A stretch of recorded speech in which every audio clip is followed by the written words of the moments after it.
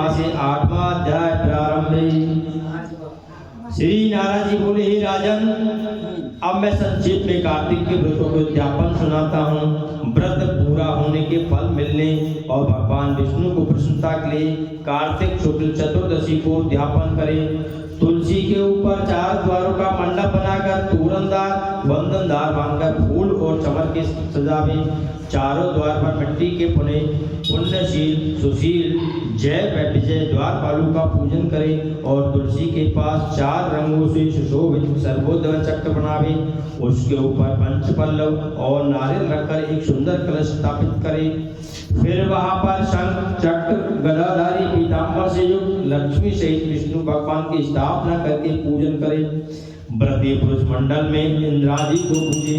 द्वादशी को भगवान उठे, त्रयोदशी को देवताओं के दर्शन किए और चतुर्दशी को पूजन किया। बोलो लक्ष्मी विष्णु भगवान की जय।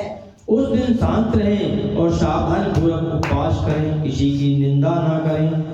गुरु की आज्ञा प्राप्त करके भगवान श्री कृष्ण की सुवर्ण प्रतिमा का पूजन षोडशोपचार से करें और विविध भोग अर्पण करें। प्रातः काल उठ करके नित्य नैमित्तिक कर्म करें, तत्पश्चात हवन करें। ब्राह्मण को सपरिवार भोजन करें।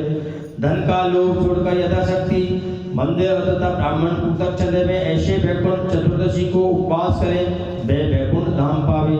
जो भगवान चक्र पाणी के जागरण में भक्ति पूर्वक आंगन में गायन और रात्रि को नृत्य करते हैं, उनको सहस्त्रों गौ के समान दान करने का फल मिलता है।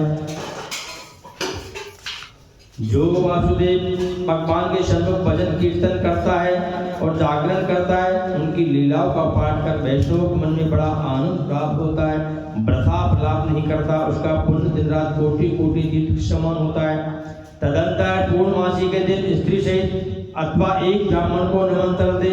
इसी दिन विष्णु भगवान का मत्स्य रूप अथवा उनको प्रसन्न करने के लिए इस स्थिति में उन सभी को खीर आदि अन्न का भोजन करावे। अथो देवा मंत्रों से तिल और खीर का हवन करें। तत्पश्चात यथाशक्ति दान दक्षिणा का नमस्कार करें, जिसके करने से अच्छा फल मिलता है। विधि पूर्वक कपला गौ का पूजन करें और उपदेश करने वाले गुरु को सपत्नीक वस्त्रावली से सुशोभित कर समापन करावे। प्रार्थना मंत्र, आपकी प्रसन्नता से भगवान भी मेरे ऊपर सदा प्रसन्न रहे।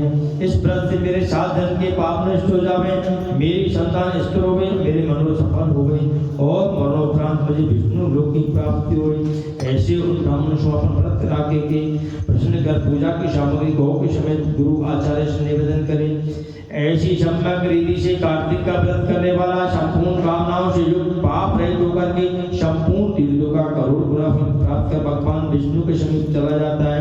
भक्ति सहित कार्तिक का व्रत करने वाला धन है, वही सदा पूज्य है। कार्तिक के उपवास में विधि के दिवस सब पाप काटने लगते हैं। जो कार्तिक माध्यम को भक्ति पूर्वक सुनते अथवा वैष्णव को गाते हैं, दोनों ही उत्तम फल प्राप्त करते हैं और उनको सब सुख प्राप्त होते हैं।